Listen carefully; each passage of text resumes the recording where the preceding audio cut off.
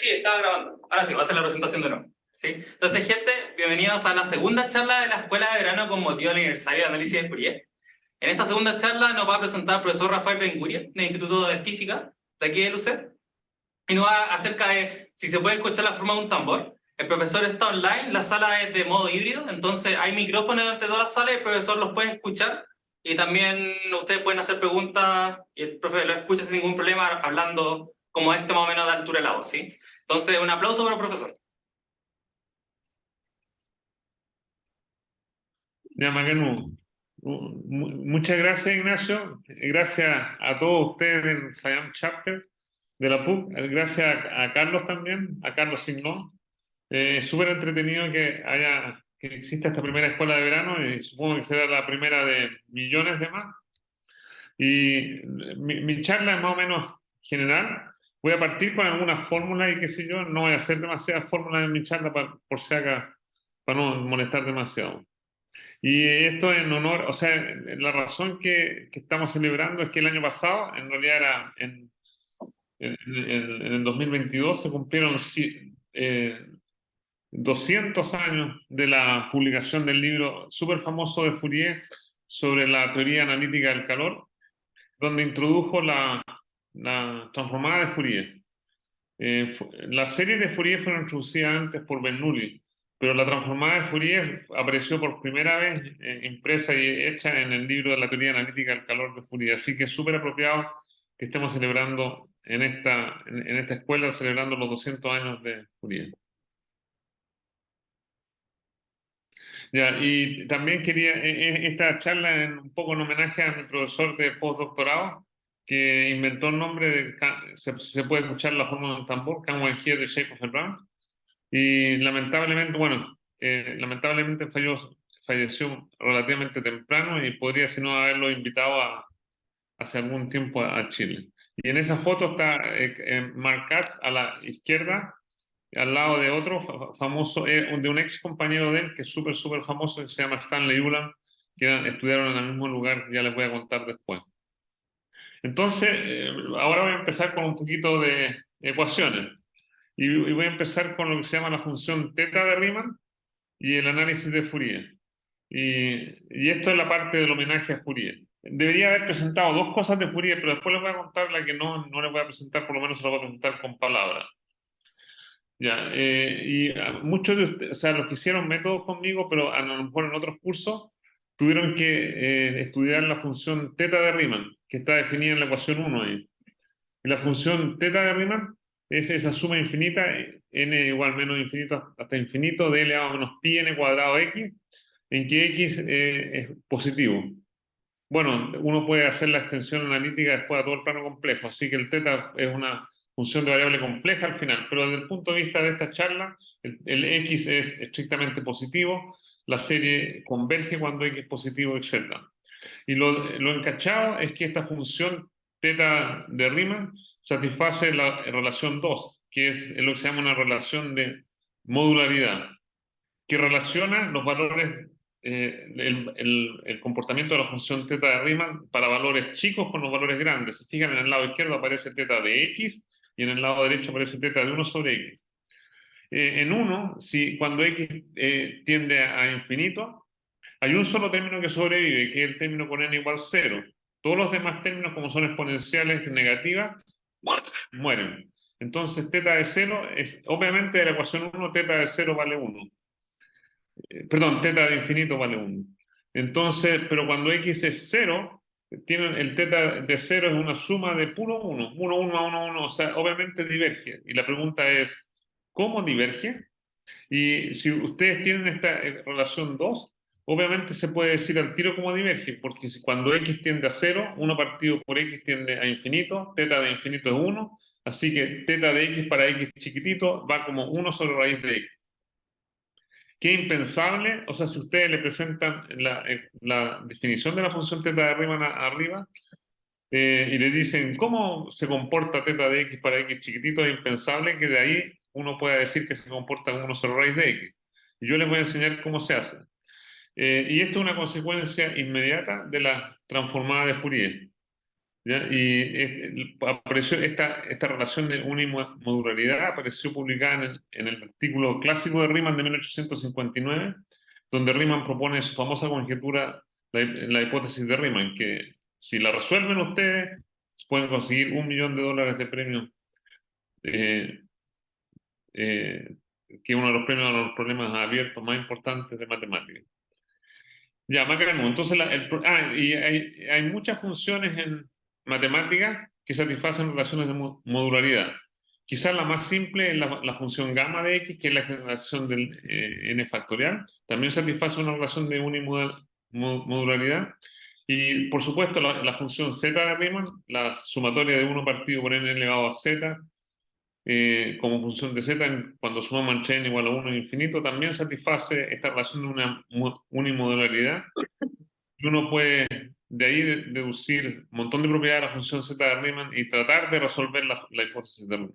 Ya, entonces yo les voy a enseñar cómo demostrar la ecuación 2.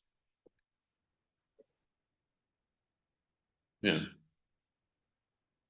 Entonces, para demostrar, la demostración está hecha en varias partes, pero yo la aprendí del libro de Curran Hilbert, del volumen 1, y que hacen el siguiente truco. Definen la función phi de x de y, que es una función auxiliar. Que se fijan, el phi de x de y tiene esa forma y coincide exactamente con la función θ de Riemann cuando y igual a 0. O sea, el x es un parámetro acá, phi de x de 0 es θ de x.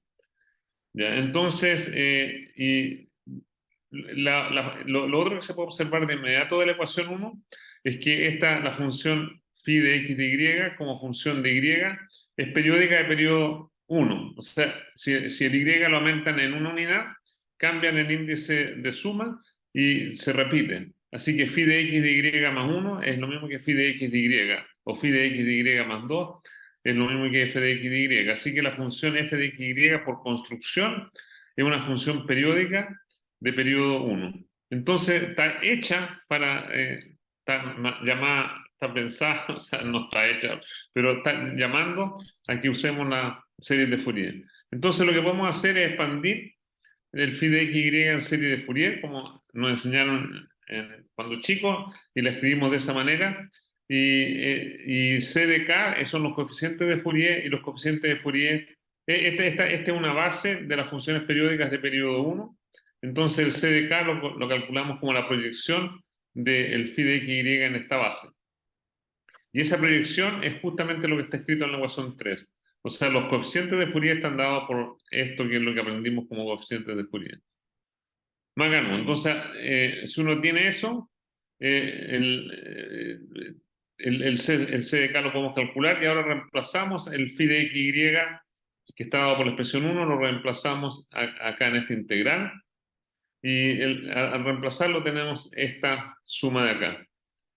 Ya, ahora, esta suma es súper convergente, así que podemos intercambiar el índice de suma por la integral. Perdón, acá me equivoco, o sea, no, está bien. Entonces podemos cambiar el índice de suma por la integral y vamos a usar el hecho de que elevado a 2 pi i n igual a 1. O sea, por eso escribí, antes teníamos elevado a menos 2 pi y, pero le agregué este término elevado a menos 2 pi i k n porque eso es 1.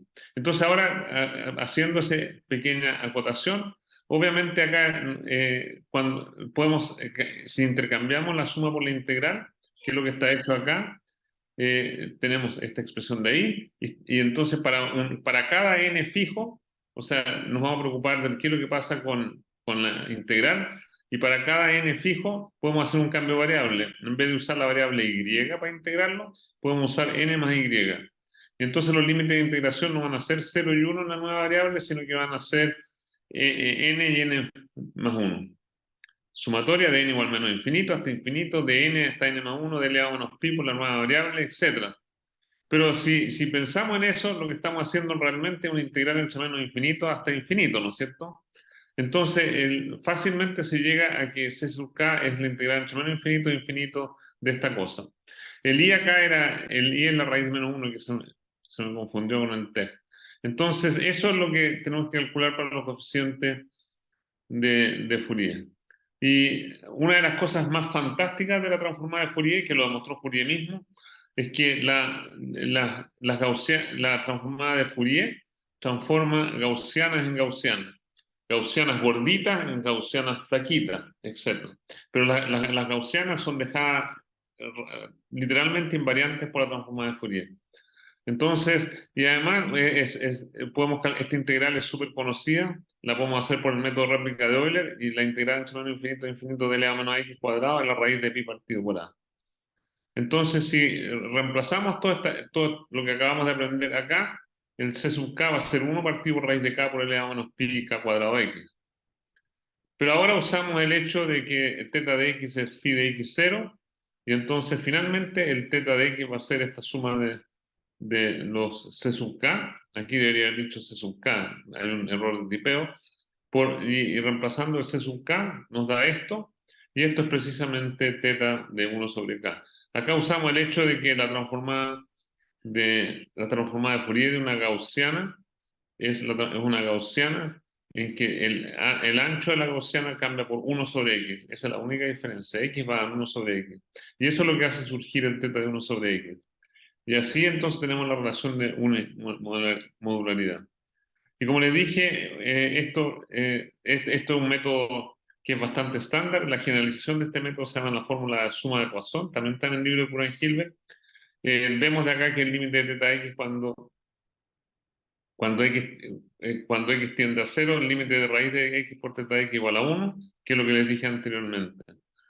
Y esta propiedad de unimodularidad de la función θ de Riemann es súper importante para para discutir el problema de Marquardt, si se puede escuchar la forma de un tambor.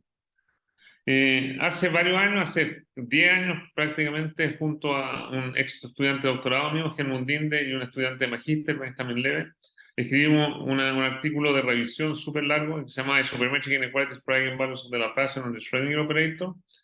Y en ese paper discutimos todas estas cosas y discutimos otra que tiene que ver con la transformada de Fourier, que es la aplicación de las propiedades de la ecuación del calor o de la ecuación de difusión para obtener ciertas relaciones para el problema de Marquardt.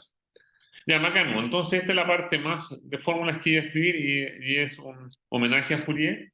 Y lo que estamos usando acá, esencialmente usé series de Fourier y también la transformada de Fourier. Y el hecho inolvidable de que la transformada de una gaussiana es una gaussiana. Ya, bacano. Entonces, ahora voy a ir a cosas más bla, bla, bla. Y voy a empezar con una frase que está en el libro de Reed Simon, que a lo mejor ustedes han visto, que se debe a Sir Arthur Schuster, que era un espectrógrafo alemán que trabajaba en Inglaterra. Y una de las frases más famosas que él dijo es que sería un desafío muy importante para los más hábiles matemáticos resolver, o sea, o sea, uno de los problemas fundamentales en espectroscopía es tratar de deducir las propiedades de los átomos a partir de las líneas espectrales de los átomos, ¿ya? Y entonces él dice, ese problema es tan difícil, o sea, piensen que ese problema es súper difícil porque imagínense que ustedes tuvieran una campana, que alguien estuviera tocando una campana, y solo con oír los sonidos de la campana uno debería encontrar la forma de la campana. Y eso es la primera vez o sea, ese es como la prehistoria del problema de si se puede escuchar la forma de un tambor. Fue hecho por Sir Arthur Schuster diciéndole si se podía escuchar la forma de una campana. Y Arthur Schuster es la foto de la izquierda que está acá. Y en la foto a la derecha hay una serie de gente súper famosa de la Universidad de Manchester. Y ustedes tienen que averiguar antes del final de la charla quién es este personaje súper famoso. El que lo adivine tiene un Kit Kat de regalo. Ya, y Arthur Schuster estuvo involucrado en un montón de problemas, de lo que llamamos problemas inversos, y fue uno de los primeros que tomó radiografía después del descubrimiento de la radiografía por Röntgen. Y de hecho hizo una de las primeras radiografías y trató de descubrir un problema un problema criminal del shooting de Elizabeth Ann Hartley en 1896. Y acá está la radiografía que él hizo con una bala incrustada ahí. A propósito, el año siguiente, o sea, el mismo año, en 1896, en Chile se hizo también la primera radiografía, fantástico, unos pocos meses después de Röntgen, y la hizo Luis Seger con Arturo Salazar. Ya, Arthur Schuster es un tipo súper interesante, y él trabajaba en Manchester, y en honor a él, el laboratorio, el departamento de física se llama Schuster Lab. Y en el año 1907 renunció a su cátedra en Manchester para dar su puesto a otro gallo súper famoso que era Ernest Rutherford. Y él fue profesor de Dirac, y él el que influyó en Dirac para introducir lo que se llama la antimateria. Pero él pensaba en la antimateria como algo totalmente distinto a Dirac, pero él inventó la palabra antimateria. Ya, fantástico. Entonces, el desafío es tratar de entender el problema de Can One Hear the Shape of a Drum, si se puede escuchar la forma del tambor, y para eso empezamos como en el colegio. Entonces, primero vemos el problema de vibraciones de una cuerda, que obviamente fue el primer problema en que se introdujo la serie que llamamos serie de Fourier, que la introdujo Bernoulli, y ahí están las vibraciones típicas de una cuerda de guitarra, de violín, de lo que sea, con los extremos fijos. Y en la primera columna están los autovalores del operador de Laplace en una dimensión, y en el lado izquierdo están las frecuencias de vibración. Y las frecuencias de vibración, como en todos los instrumentos unidimensionales, es n veces el estado en la frecuencia fundamental.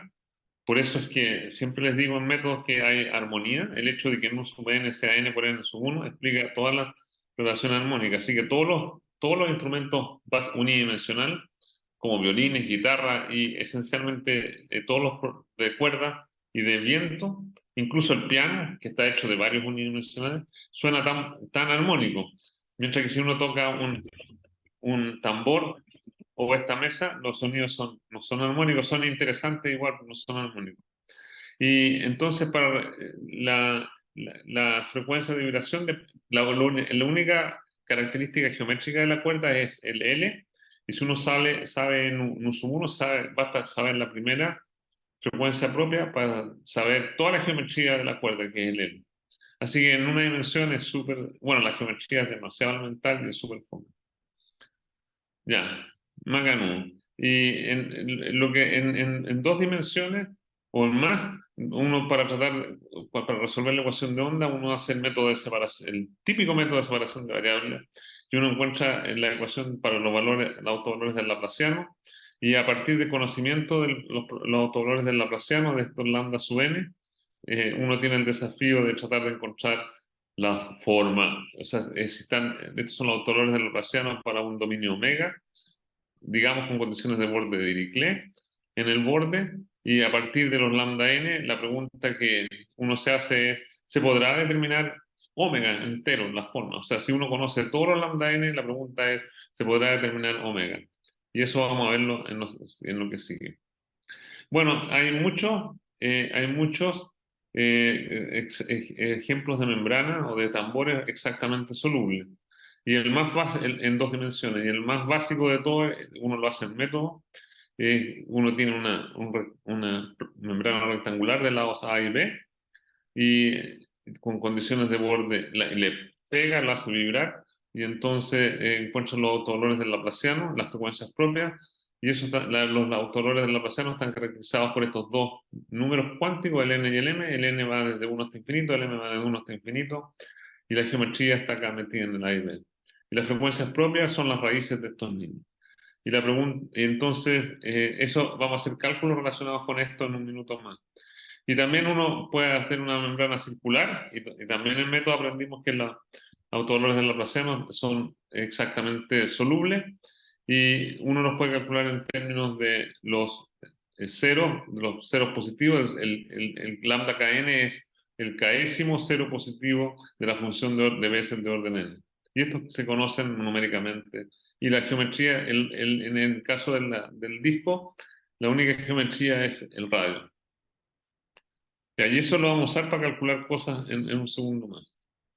Ya, y ahora vamos a ir a las fórmulas se llaman las fórmulas de Bayes, y todos estos personajes van a entrar acá. Entonces, como en las obras de teatro, entran estos tres personajes. Lorentz, que ustedes conocen de las transformaciones de Lorentz en relatividad especial, David Hilbert, que fue uno de los matemáticos más famosos del siglo XX, y Hermann Weyl, que fue alumno de Hilbert. Entonces, la historia comienza como sigue. A finales de octubre de 1910, Lorentz fue invitado a la Universidad de Göttingen a dar la conferencia Wolfsken. La conferencia Wolfsken se acabaron. Wolfsken dio una cantidad considerable de dinero para aquella persona que resolviera el teorema de Fermat. O sea, que demostrara la conjetura de Fermat, el hecho de que a a la n más b a la n igual c a la n tiene solución en los enteros solo si n igual 2. Y como ustedes saben, eso fue demostrado en el año 1992 y corregido en el año 1994 por Andrew Wiles. Y entonces la cantidad de dinero que había dejado Wolfsken para que demostrara la conjetura de- del teorema de Fermat fue a parar a manos de Andrew Wiles, que es uno de los matemáticos más famosos vivos contemporáneos. Pero mientras nadie demostraba el teorema de Fermat, ese dinero o los intereses de ese dinero se dedicaban a organizar una charla en Göttingen. Y en el año 1910 le correspondió dar esa charla a Lorentz, y el título de su charla fue Alte und neue Fragen der Physik, o sea, viejas y nuevas preguntas de física. Y al final de su charla propuso el problema de caracterizar n de lambda. Aquí me quedó un error de tipeo. Hay que el número de autovalores menor o igual a lambda como función del volumen de la región donde está definido el problema. Entonces, Lawrence estaba trabajando en cavidades, o sea, cavidades en tres dimensiones, y no eran membranas, no eran medios elásticos, sino que eran cavidades electromagnéticas. Y después, de hecho, les voy a contar algo sobre las cavidades electromagnéticas. Entonces, él se había propuesto calcular el número de autovalores en la función lambda, que es el counting function, que es el número de autovalores menor o igual a lambda, para autovalores de cavidades en tres dimensiones con distintas geometrías. Ya, en el lenguaje, perdón. Entonces, él dijo experimentalmente, o sea, no experimentalmente, sino que basado en cálculos para geometrías bien definidas, como o sea, como para el epípedo, o también para la bola, o para un hemisferio, etc. Él había conjeturado la siguiente cosa en tres dimensiones, que el número de autovalores con, eh, que son menores o igual que lambda debería ir como el volumen de la cavidad partido por 6 pi cuadrado por lambda elevado a 3 medios. Entonces, él al final de su charla dijo, esto me parece que es cierto. Entonces, y ese cálculo lo había hecho con Rayleigh, con Jeans. Bacano. Entonces, yo no sé si esto es cierto, pero existe un informe, o sea, existe una leyenda, no sé si la leyenda es cierta, que Hilbert, que estaba en la charla, dijo que este teorema sería muy difícil y que no sería demostrado antes que él, Hilbert, se muriera. Sin embargo, la vida tiene sus vueltas, y en el año siguiente, en 1911, su propio alumno, Hermann Weyl, demostró en la conjetura en el caso de dos dimensiones. En el caso de dos dimensiones, n de lambda va como lambda por omega partido por 4 pi. En tres dimensiones va como 3 medios. O sea, en dimensión n, en dimensión d, va como d medios. Y acá este coeficiente depende de la dimensión y tiene que ver con el volumen de una bola.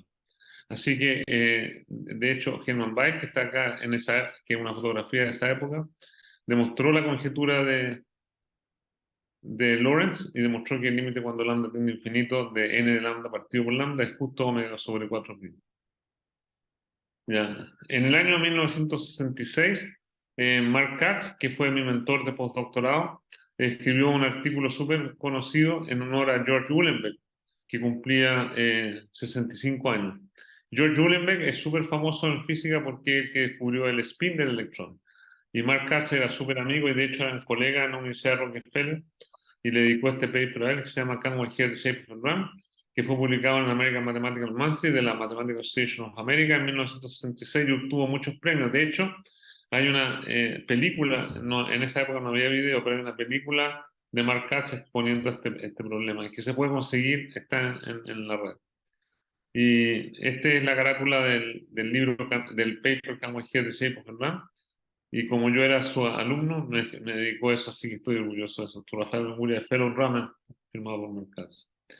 Y lo que hizo Mark Katz en ese paper era demostrar los primeros, demostrar el teorema de Weyl y las correcciones. Pero en vez de considerar la función, el counting function n de lambda, Mark Katz usó lo que se llama la función partición. O sea, si tiene un dominio omega, digamos en 2 dimensiones o en más dimensiones si quieren, pero acá me voy a especializar a 2 dimensiones, y lambda n son los autovalores del laplaciano de Dirichlet en ese dominio, entonces la función de partición está definida de esta manera. Y los lambda son positivos, al menos el laplaciano es un operador positivo definido, así que los lambda son positivos para t positivo. Y para t positivo, entonces esta suma es convergente. Y tal como en el caso de la función θ de Riemann, cuando t tiende a... O sea, si t es positivo, esto converge. Cuando t tiende a infinito, como acá la suma está desde 1 hasta infinito, el z de t se va a 0. Pero cuando t tiende a 0, esta cosa diverge espantosa, ¿no? Y la pregunta es, ¿cómo diverge? Y el primer término, o sea, el z de t, uno puede demostrar que diverge como 1 sobre 4 pi t por omega, más correcciones. O sea, este es el término dominante, o sea, el límite de t por z de t cuando t tiende a 0 es el área partido por 4 pi.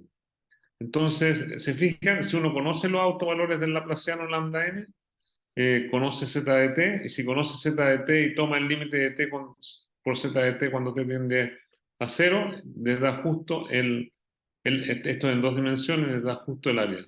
Así que si ustedes tienen un tambor o sea, una membrana en 2 dimensiones que está vibrando, solo con saber las frecuencias propias, o los autovalores del laplaciano, uno conoce el área del dominio. Así que por lo menos se puede escuchar el área.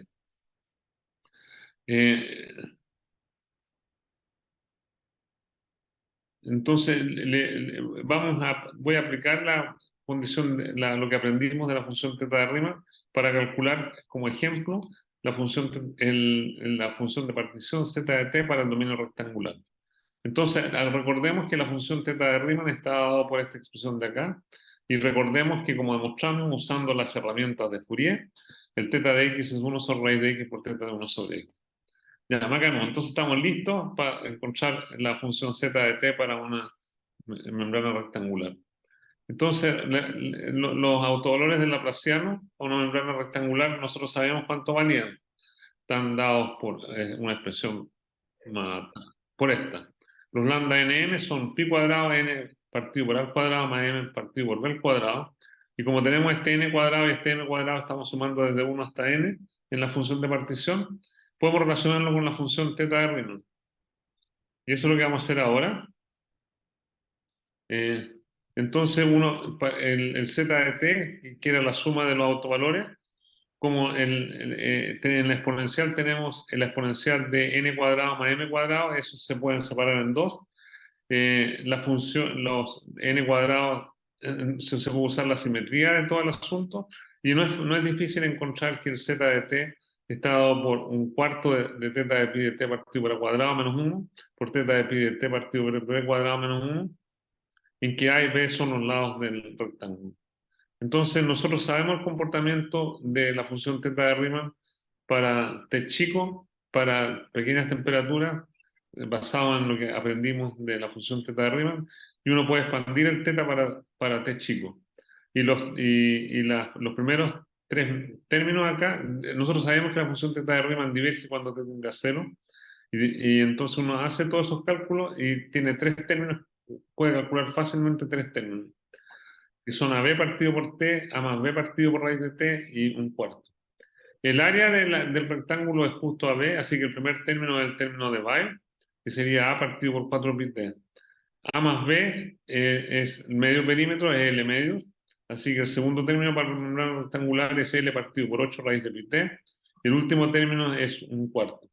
y hay correcciones a todo esto que son del orden de t. Bacano, entonces aprendimos cómo hacer z de t para una membrana rectangular. La pregunta es, este es el término de Weyl, y la pregunta es, ¿será cierto que para cualquier dominio, el segundo término va a ser proporcional a 1 sobre raíz de t y acá va a estar el perímetro? Y eso lo demostró Oke-Pleyel. O sea, el primer término, el A partido por T, es lo que se llama el, el- el resultado de Hermann-Weyl. El segundo lo hizo Oke-Pleyel en 1954. Y el tercer término debería ser para un dominio cualquiera, es 1 sobre z por 1 menos r, en que r es el número de agujeros.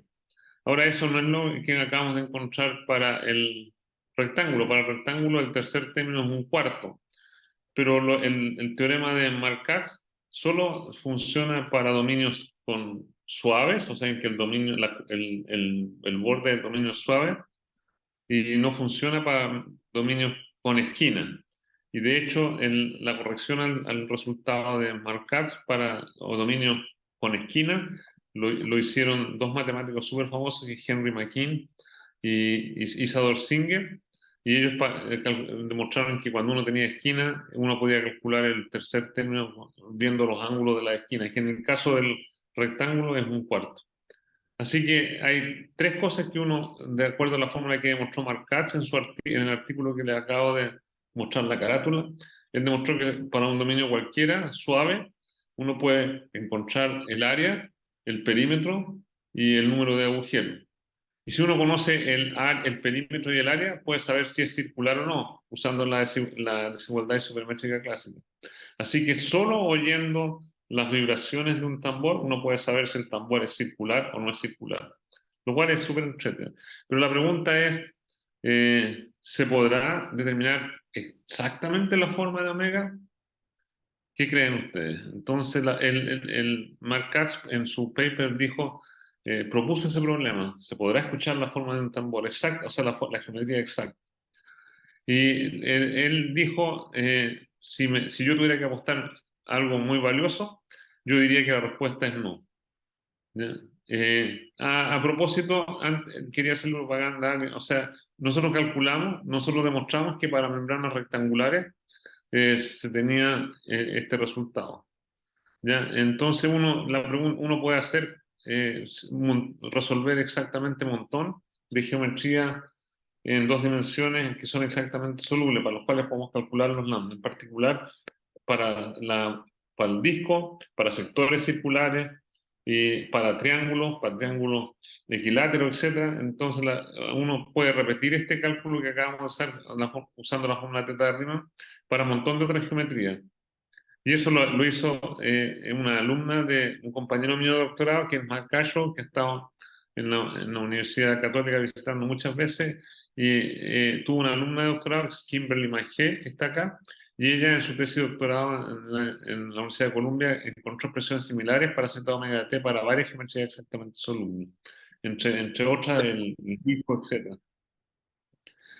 Ya, entonces, en el año 66, Markatz propuso este problema y él dijo, si tuviera que apostar cosas importantes, yo diría que la respuesta es no. De hecho, se conocía un resultado de ese tipo para manifolds en muchas dimensiones, en 16 dimensiones, que lo había resuelto John Milnor. Y John Milnor había escrito un artículo, más o menos contemporáneo, un artículo de Markatz en que demostraba que en variedades en 16 dimensiones había dominios que no eran iguales, pero que tenían los mismos autovalores. Entonces dijo, lo más probable es que la respuesta sea no. Ya, un par de cosas sobre Markatz para contarle un poco de historia y después vamos al problema de Canguejero de Jacob Brown. Markatz era un matemático súper famoso desde el siglo XX y nació en Przemienie, que en esa época era parte del Imperio Ruso. Después pasó a ser parte del Imperio Austrohúngaro, después pasó a ser parte de Polonia, así que estando en la misma ciudad cambió de países como 3 veces. Y él estudió en la universidad, ahí hay un error del tipeo, del Lvov, que ahora este año es súper trágicamente conocido porque el Lvov está en Ucrania ahora, se llama Lviv, Afortunadamente está en el oeste de Ucrania, así que no ha sufrido demasiado. Y en esa época, en el Lvov, era una universidad súper importante y entre las dos guerras se desarrolló casi todo el análisis funcional ahí. El profesor de él fue Hugo Steinhaus. Hay un teorema de Banach-Steinhaus que pueden ustedes haber estudiado. Banach fue compañero de él, el que introdujo los espacios de Banach, etc. Y en diciembre del 88, Mark Katz emigró a Estados Unidos, donde trabajó en la Universidad de Johns Hopkins, Cornell, Rockefeller, donde yo lo conocí, y la Universidad de Southern California. Ya, bueno, les voy a mostrar un par de... la ciudad del Lvov está en Europa Central, en Ucrania, y es una ciudad súper bonita. Y como les dije, el departamento de matemáticas fue súper importante entre las dos guerras. Y ahí pertenecían Steinhaus, Schauder, Masur, Banach, Mark Katz, Stanley Ulam y muchos otros. Y todos estos profes de la universidad se juntaban en un café los días viernes a discutir matemáticas y este café que se llama el Café Escocés del Lvov, escribían cuando tomaban café escribían con lápiz grafito sobre mesas de mármol y el jefe el dueño del café estaba súper aburrido de que le rayaran las mesas, entonces les compró un libro de esos libros de actas, digamos, donde escribían los problemas. Y el libro, que ellos usaban se lo guardó Stanley Ullman y después lo publicó. Y hay varios teoremas súper famosos que fueron escritos en ese libro y el problema abierto también, así que es súper interesante. Y vamos a saltar toda esta parte de los mapas. Ahí está Steinhaus, Banach, Smoluchowski también estaba, que uno de los que resolvió el movimiento browniano junto con Einstein y Sutherland. Ahí está uno. Y ahora vamos al final del problema de Camões-Geer, de Shape of. Entonces, como les dije, en el año 64, John Milnor construyó dos variedades de dimensión 16 que no eran congruentes y que eran isospectrales, o sea, tenían los mismos autovalores. Por eso que en el artículo que les puse de Camões-Geer de Shape of Random Cat, él dijo, si me tuviera que apostar cosas importantes, yo diría que mi respuesta es negativa.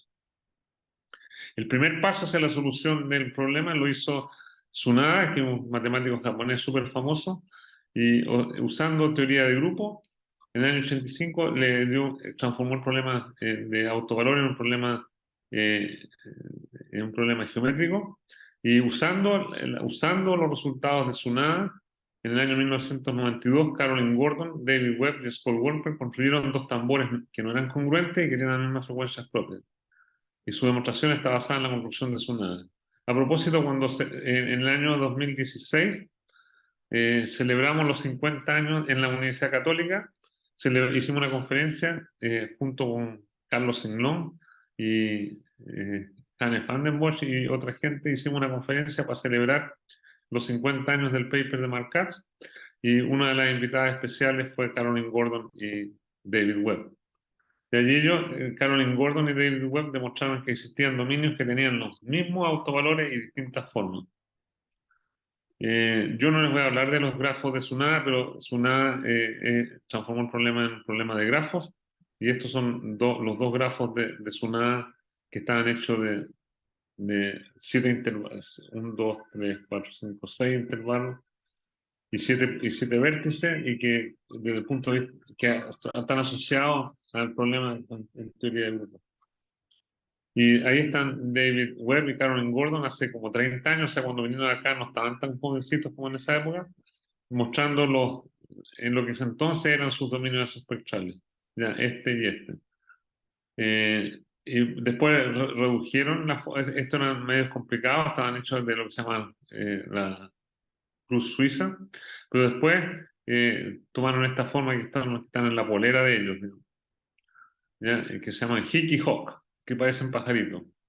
Y los tambores isospectrales simples ahora de Hickey Hawk están hechos de 7 triángulos. Ahí hay 2 triángulos, estos cuadrados los pueden dividir en 2 triángulos más, así que son 1, 2, 3, 4, 5, 6, 7. Así, este tiene 2, 3, 5, 6, 7, y este es Hickey Hawk, y obviamente no son iguales. Pero si usted lo piensa, ambos, de acuerdo con lo que nosotros habíamos dicho, el área de estos niños son iguales, O sea, esto tiene 1, 2, 3 y medio cuadrados, y este también tiene 3 y medio. Los perímetros son exactamente iguales. Los ángulos de la suma de los ángulos de la esquina también son iguales. Así que por lo menos satisface lo mínimo que demostró Mark Katz. Y la demostración de que eran isospectrales la hicieron Gordon, Webb y Wolper, pero ahí es más o menos complicada porque usa todo tipo de herramientas súper duras de análisis, pero hay una demostración, una vez que uno sabe que estos son los dominios que uno quiere considerar, hay una demostración súper simple que la hizo Pierre Berard en una revista, en el número 1 de la revista África Matemática del año 93. Y el método de Berard para demostrarlo es lo que se conoce como el método de trasplantación. Uno toma los dominios y los divide con tijeras, los corta en 7 triángulos, 1, 7, 6, 5, 2, 4, 3. Toma, si tiene una autofunción del laplaciano correspondiente a este dominio, corta los pedacitos y escribe los pedacitos del lado derecho como una combinación lineal de los pedacitos del lado izquierdo. O sea, tiene el dominio 1 y el dominio 2. Y entonces toma, para construir, a partir de los pedazos de autofunciones de este dominio, construye las autofunciones de estos dominios como combinación lineal de esto. O sea, en el triángulo 1, en la función propia va a ser una combinación lineal de estos 7 niños, de las funciones propias, etc. Y demuestra, entonces, verá a continuación, construye una matriz, que es la matriz que asocia pegar, cortar y pegar, y esta matriz uno puede mostrar que es unitaria, entonces la, la, el, lo- realmente el espectro de ambas matrices, de ambos problemas va a ser el mismo. Ya. En el año 95 estaba participando en fui a Trieste, en el año 93, perdón, fui a una conferencia, a participar en una conferencia de PDIs en Trieste. Y en ese momento en Trieste había 2 conferencias funcionando. Una era mi conferencia, que era de non-linear PDEs, y había otra conferencia que era de materia condensada. Y me encontré por casualidad con el profesor Sridhar de Northeastern University, que estaba desesperado. Él era físico y había construido cavidades electromagnéticas con la forma de Hickey Hawk, que eran casi bidimensionales, pero eran cavidades electromagnéticas tridimensionales, con un ancho chiquitito, delgadita.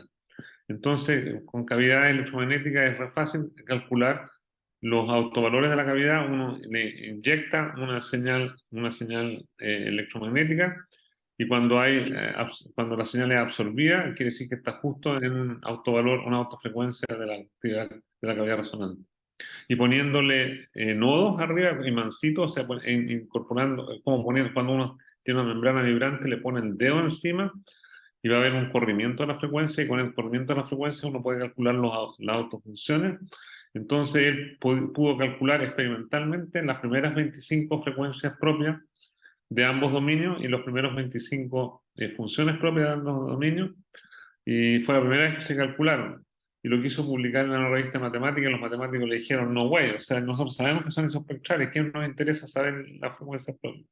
Y los físicos le dijeron que tampoco les interesaba, a quién le importaba este problema desde el punto de vista físico. Así que tuvo hartos problemas, pero en la discusión le dije que tratara de enviarlo al PRL, y le resultó, y ahí fue donde primero se publicaron. También fueron calculados un poco después, numéricamente, por un estudiante de Nick Trefethen, y él calculó que el problema numérico también es complicado debido a la existencia de estas esquinas, así que tampoco es trivial calcularla, pero finalmente calcularon las frecuencias propias usando cálculo numérico. Y existen un montón de otros dominios, desde el paper de Caroline Gordon, existe un montón de otros dominios isospectrales. Hay una literatura gigantesca, y encontré interesante que estos dominios también, o sea, no son iguales y son isospectrales. Yo he trabajado harto el problema de los autovalores de Laplaciano, y en el año 1991, junto a Mark Ashbaugh, que fue el profesor guía de Kimberly McHale, demostraron la conjetura de Payne-Weinberg, que dice que si uno considera un dominio cualquiera, acá lo hice demasiado circular, pero podría ser un dominio salvaje cualquiera, Si uno considera el primer autovalor, lambda 1, Rayleigh y Faber-Cahn demostraron que el primer autovalor para dominios de la misma área es maximizado cuando el dominio es minimizado, perdón, cuando el dominio es un círculo. Y en 1955, Payne, Paul y Weinberg conjeturaron que si uno considera no el primer autovalor, sino que el cociente de los primeros autovalores, esto debería ser maximizado por la geometría circular. Y eso lo demostramos en el año 91, fue publicado en 92 con Marquardt, y uno tiene igualdad solo cuando para el círculo. Entonces, conociendo los dos primeros autovalores nomás, uno puede decir si el dominio es un círculo o no. O sea, si es justo el 2.539 es un círculo. Y hay hay propiedades de estabilidad también. O sea, si difiere poco de 2.539, el dominio debería ser súper parecido al círculo. Y hay un montón de otros problemas inversos en que uno trata de determinar algo y eh, quería hacerle propaganda a dos personas especiales. Alberto Calderón, que es uno de los matemáticos latinoamericanos más famosos de toda la historia, que introdujo un montón de herramientas de análisis, en particular relacionados con este problema. Y él en los años 80 propuso el problema de la tomografía de impedancia eléctrica, que es si uno pone electrodo alrededor del cuerpo, la pregunta es si puede, inyectando corriente y viendo los voltajes que se miden, o al revés, poniendo voltaje y midiendo las corrientes, si se puede determinar la conductividad eléctrica del corte de un cuerpo. Y eso fue demostrado por un chileno, que es Gunther Ullmann, que fue profesor de varios profes de matemáticas del país, entre ellos Benjamín Palacios, que participa en esta conferencia, en esta semana que ustedes están organizando, y él resolvió el problema de tomografía de impedancia eléctrica, que está relacionado con estos problemas de Kahn-Weinheimer, de Sheffer, perdón. Ahí, en esta, la tomografía de impedancia eléctrica todavía no se usa mucho en medicina porque es un problema que está ill post, así que es difícil la reconstrucción, pero ya hay aparatos que la miden, y acá hay un corte de un cuerpo. Como estoy conectado a la red, acá se ve cómo va evolucionando, la persona está respirando y todo. El 4 creo que es el corazón, el 1 son los pulmones, no me acuerdo qué son estos 1, 2, 3, 4, pero con resonancia, midiendo, usando tomografía de impedancia eléctrica, inyectando corriente y midiendo voltaje, uno puede determinar la conductividad eléctrica de un corte. Para terminar, les puse una foto. Mark Katz escribió un libro súper famoso que se llama Enigmas of Chance, que es súper interesante, se lo pueden leer, solo fue publicado en el año 85. Esta es mi fotografía favorita de Mark Katz. Esto fue hecho, está tomada del libro Integration in Function Spaces, sobre integrales de Feynman, digamos. Él que desarrolló toda la teoría de las integrales de Feynman en física. Y la razón que encuentro divertida es él dio una serie de charlas un poco antes de morirse en el año 80 en la Academia Nacional de Linchey en Pisa, y ahí está escribiendo. De hecho, está escribiendo la ecuación de Schrödinger ahí, la ecuación de difusión. Y lo que encuentro divertido es que esto refleja la personalidad de Mark Katz. Se le había roto, tenían un lápiz acá y se le había roto el bolsillo, lo encontré encachado, digamos, no sé. Y ese es el fin. Así que estoy justo en la hora, son 10 para las 3. Así que muchas gracias y les dejo tiempo para preguntar.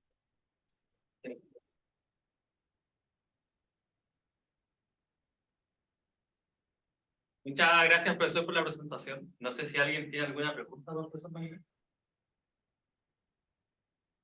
¿Hay una pregunta? ¿Se escucha? Ya. Los ejemplos en los que tú tienes dos tambores con los mismos autovalores, en general los tambores tienen formas muy raras. ¿Qué pasa si yo restringo la forma de esos tambores a algo más regular, que sean convexos? Ahí podría escuchar la forma del tambor, ¿se sabe algo de eso? Ya, fantástica tu pregunta. Está súper bueno que me hayas preguntado. Sí, o sea, estos tambores no son convexos, tienen entrada y no son regulares. Bueno, uno podría suavizarlo, qué sé yo.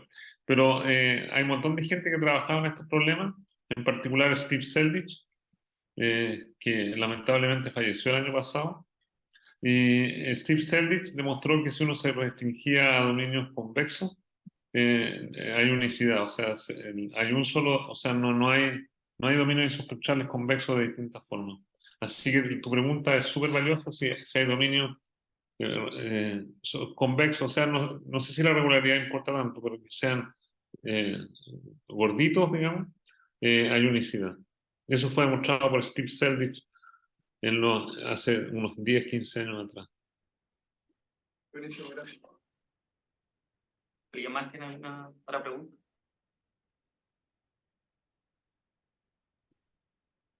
Yo tenía un comentario que se me olvidó hacer. ¿Puedo hacerlo, no? Sí, oye. Para demostrar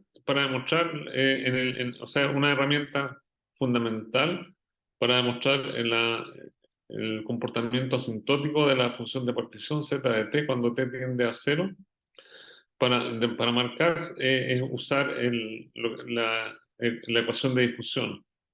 Y también fue que la ecuación de difusión tiene la misma estructura que la ecuación de calor, así que también debería haberlo presentado medio.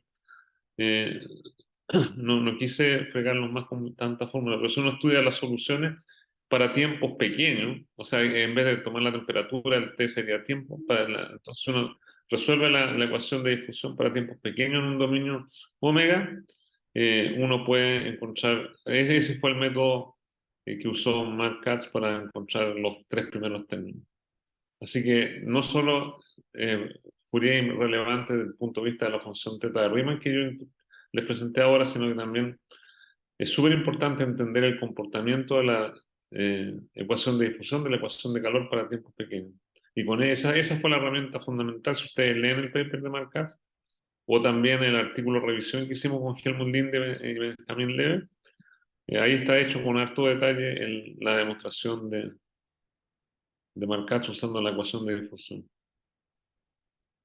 Sí. Si no hay alguna pregunta, un aplauso de nuevo para el profesor Rafael Benguría. Muchas gracias. Gracias, profesor. Y además, gente, igual que ayer hay coffee break allá afuera, así que gracias.